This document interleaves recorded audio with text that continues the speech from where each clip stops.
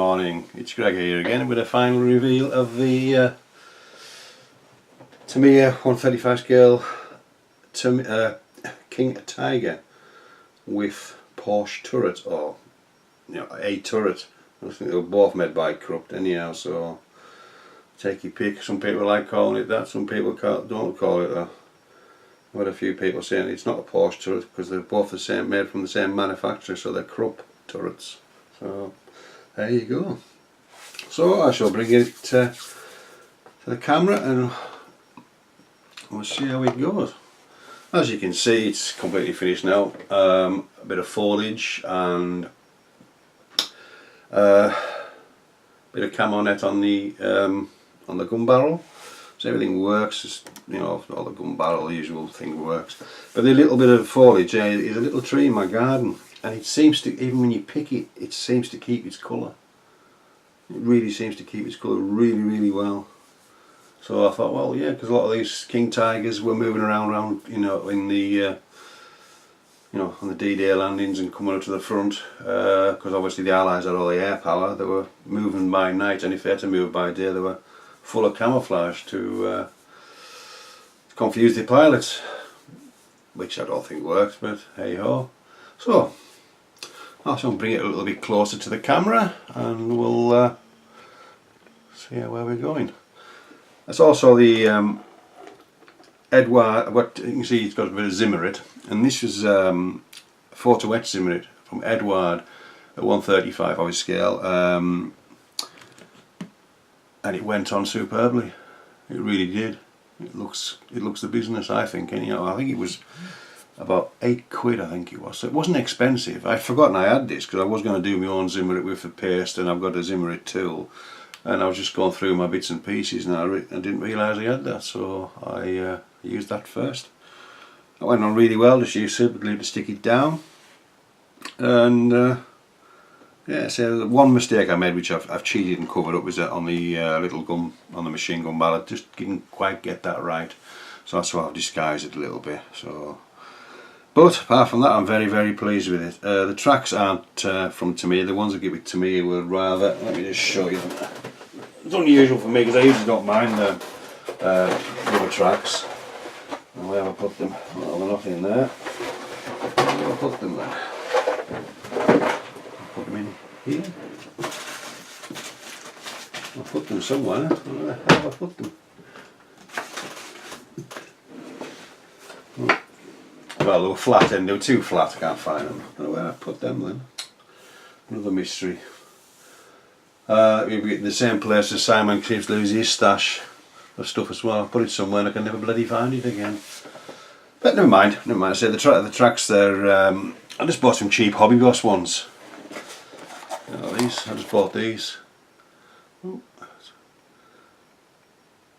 I know the layer production tracks, but they give you the little sections to go to make your drive sprocket from a 9 to an 18, so you're not losing out on anything. So just stick your little parts onto your sprocket, and you've got an 18 tooth sprocket, which is on the layer production. So I just thought I'd do that. So they went together very well. Nice and easy to put together, nice and easy to shape. Let's bring it up. You see, you can't really see it that angle, can you? So if I try and tilt it, as you can see, they've gone on quite well, and the Saturn sits on top of the wheels really nicely. You see in the front as well. There we are. Let's just bring it up a little bit and across. As you can see, they've gone on quite really well, and let's just bring the camera to it. You can see better. There we are. Yeah, really nice track for the price. So just minimal cleanup, minimal on a sprue, but really, I think it was 3 points. I saw 2. Can't really quite remember. And it didn't take too long to put them together. I did 2 straight sections. I measured the straight sections, and I did 2 straight sections. Left them for a while. Made the rear and front. Took the sprocket and the idle wheel off and bent it round that, so I got the rough shape, and left it round the sprocket and things till it's set up. then joined them all together, and they went on no problem at all. I actually painted in first. I did matte black, and then I did an old colour that Andy's hobby headquarters use, which is, I think it's 40% black, 50% NATO brown, I think, and NATO brown. Is it NATO brown? And 10% red, just to get like a rusty colour. So I did that, and I've never used it before, so I thought I'd give it a whirl. I should have not organised again today. Not at all. Where the heck can I put it? Yeah, I used some track wash from AK. I've never used it before. Let me just move the camera back out slightly so we can. Oh, there we go. We can focus. There you go. First time we used it, it's quite a nice. Was that quite a nice colour? Very nice. And then I've obviously put the pigments for the colours. I didn't use any of the normal colours that everybody uses, the Vallejo, MIG, all that. I found a little site more for gamers than anything else, but I bought these two little colours, pigments, and they're really cheap from Cromlech. This is just French trench earth. Tell you what, let me just zoom the camera back out first. There we go. So French earth, Cromlech, and I think they were about £2.99, I think, or £3.99. They were a lot cheaper than the pigments that you get, and really nice colours. You can see I've got that one. I did the trench earth, and there we go, and dark dirt, and a touch of European dirt as well, just to make it obviously because it's in Europe. But these are really nice pigments, and they go on really well. All I used to put them on was I just used the Revel colour mix. That's what I had available at the time. Works perfectly well. So that's them. And as far as the camouflage and everything goes on the upper hull, I usually do black and white technique obviously first, with the NATO black and then the flat white in areas. You don't really need to do it on a camouflage because you don't really need that colour variation as if you were doing like a olive green tank, so you've got the colour variation. With camouflage you don't really need it. I found that anyway after I did it. So obviously the camouflage colours are desert yellow,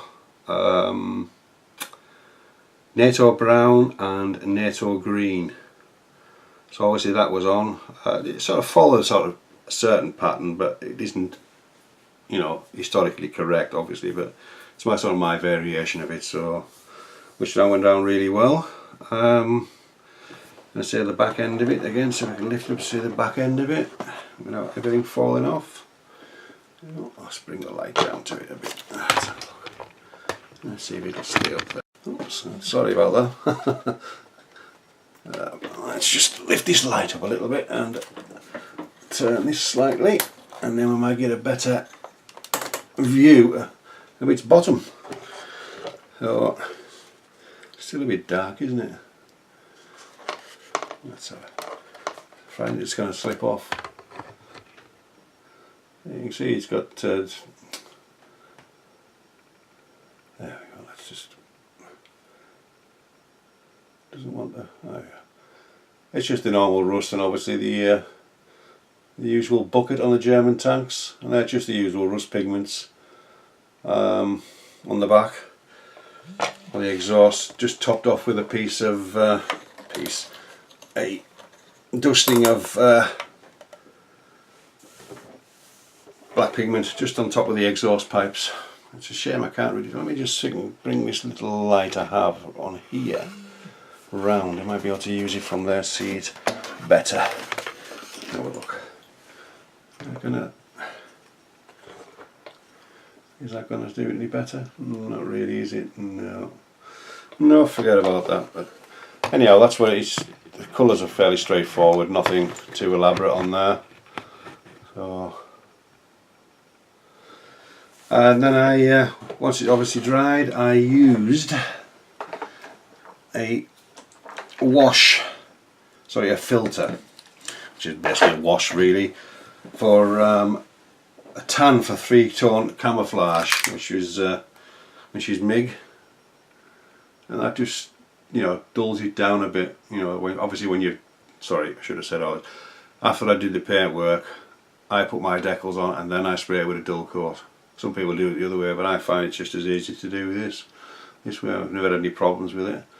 So obviously when the dull coat, to give it 12-14 hours to dry, first thing I did was give it a coat of this. So it dulled it down, took the sheen off it.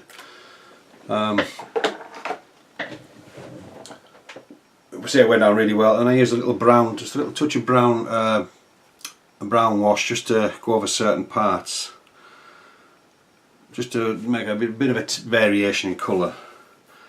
And as far as I got, and then I started to use the along the weld lines and things like that. I used just a pencil or whatever you want to call them. I got this one. Let me bring it in here. I'm going to have to get this lighting sorted to do my head in. There we go. I'll just use this graphite 6B. I have colours as well. I have all sorts of colours. That's the company I use, and just to highlight the you know, the weld seams and, you know, the bits of bare metal, which really works quite well. I get that nice tone even on the tracks. But I use the metal part of it from Joe's model kit sent me, and it really works well. So I did the guide, some of the guide horns the same as well, just because obviously metal on metal, and on the bottom and around the road wheels, and they came out really well. I'll take a few snapshots before we add them to it, so you can see them without me tipping the tank up and things like that. And then I did a little bit of battle damage. You can't quite see it now, but I did a little bit of battle damage on the Zimmer, just a few little chips here and there, because obviously, you know, it's not going to be pristine all the time. And then the fenders, again, I took the fenders off. Well, one fender each side.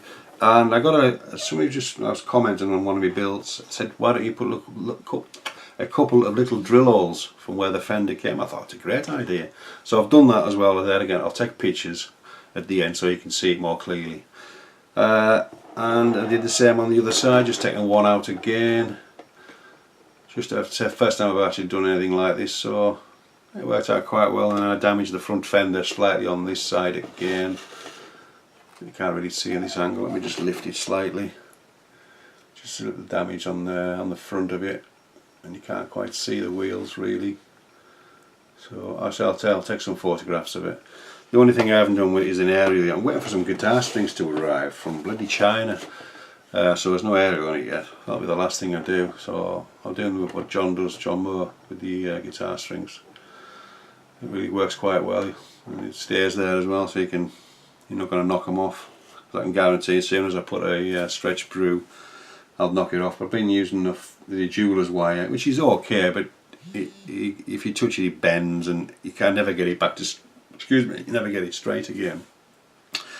Some other little things I did. A bit of camo. Now that's just the gauze bandage stretched out a bit and just sprayed, I think it was olive green, I can't remember, then just like dusting of pigments again over that, just to, you know, make it match the rest of the tank.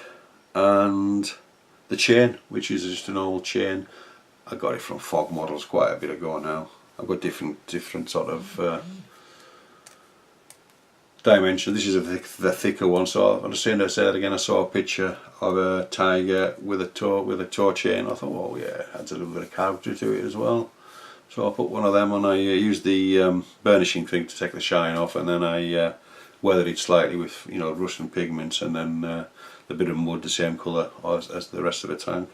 And the last thing I did was the splash mud effect, just with a cocktail stick and a brush, and just, you know, as you go along. I've got a cocktail stick here, just sort of that way. There we go. Just after you got your painting, I was just doing that with it and going along, and you get that splash effect.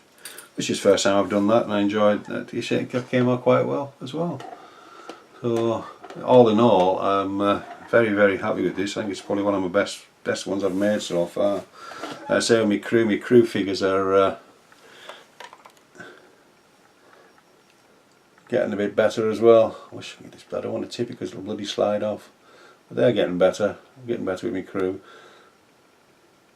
So the foliage is quite good because it stays that colour as well. I'll put a few little, as if they're on branches and things like that, not just the green. So just a bit more interest.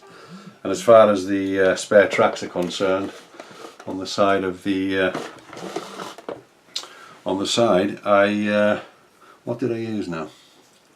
I used the track wash first. I coated it with the track, so I sprayed it with the NATO black first, and then I used the track wash, you know, all over it, and then just sort of dabbed it with a sponge, and I got, you know, bits missing, it's rust there, rust not there, and then I used the damp earth. I just used a bit of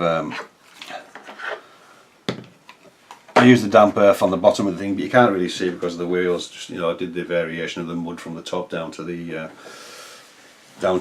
suspension, but you can't really see because of all the wheels. I did it on the back and I did it on the front. There again, I shall take a couple of pictures just to show you that. But I did use, all I used was on the tracks to finish it was the damp earth. I just dabbed a few things on it again, and then a little bit of sponge like you do for your paint chipping, which I did do on this as well, which I didn't say I'd done, and just dabbed it slightly. And I thought the tracks came out really well. You know, they're all different sort of colours and variations, but they, you know, they're not going to be the same. And so I believe I was told that the only part that really went rusty on the King Tigers, because it didn't last that long, was the spare tracks. So I didn't do any rusting on this one at all. Also, when I did the fenders, you can see, you can't really see again, I might be able to just tip it slightly. I took the Zimmerit off it, where the thing had come off, and it's all red underneath there. You know, the actual colour of the tank is all red underneath all the paintwork, which I didn't say again. I did it black, and then I decided no, I shall do it all red, so I did that instead. Sorry about that, I thought I'd say that. And then I just weathered it slightly, so it looks as if it's been off for quite a while. There's a bit of mud, and on the sides of the little fenders that's left, I've took it right back to the bare metal. So I've just done a little with Jaws metal and polish again, just at the edges. With there again, I'll take the photos so you can see more clearly. I think that's really about it. So I do like the King Tiger. I must admit, it's a nice looking beast.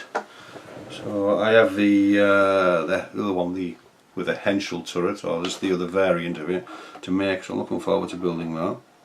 And I also have the Academy late production with the tracks, the transport tracks still on it, so I'm going to see how if I can take them and not use them, because they're quite narrow. It makes the tank look a bit, it doesn't look as menacing, so I'm going to have to look at a few pictures and see if they did change the tracks, or I presume some of them did, but we'll dig deep into that when I decide to do that one.